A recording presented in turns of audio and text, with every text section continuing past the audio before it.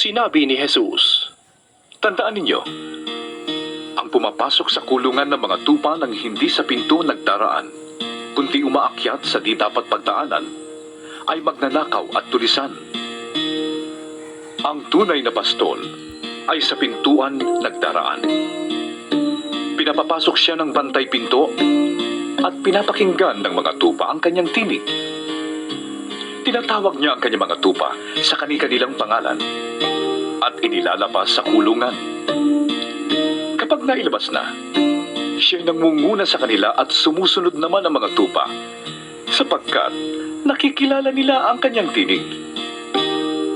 Hindi sila sumusunod sa iba, kundi patakbong lumalayo sapagkat hindi nila nakikilala ang tinig ng iba.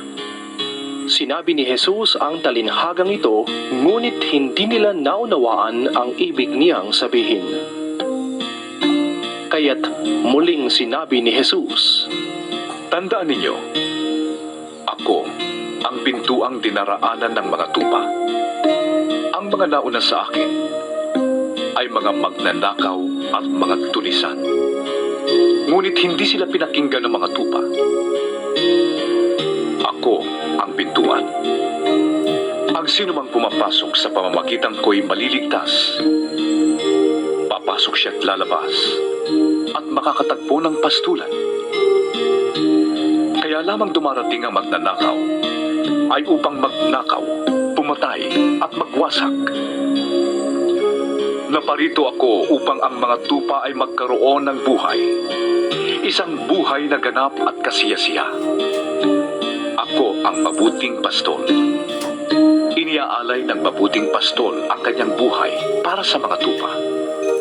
Ngunit ang upahan ay tumatakas kapag nakikitang dumarating ang asong gubat. Iniiwan niya ang mga tupa. Palibhas ay hindi siya pastol at hindi kanya ang mga tupa. Kaya't sinusunggaban ng asong gubat ang mga ito at pinupulabog. Tumatakas siya. Palibhas ay upahan lamang at walang malasakit sa mga tupa. Ako ang mabuting pastol. Kung paano nakikilala ako ng Ama at siya'y nakikilala ko, gayon din naman, nakikilala ko ang aking mga tupa at ako na may nakikilala nila.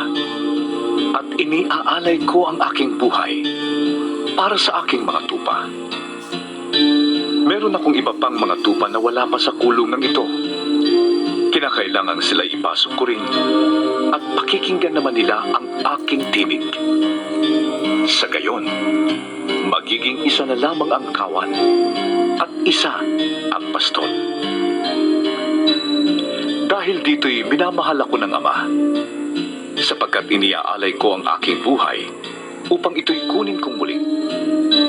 Walang makakakuha ng aking buhay. Kusa ko itong ibinibigay. Meron akong kapangyarihang ibigay ito at kunin muli. Ito ang utos na tinanggap ko sa aking Ama. dahil sa mga pananalitang ito, hindi na naman nagkaisa ng palagay ang mga Hudyo. Marami sa kanila ang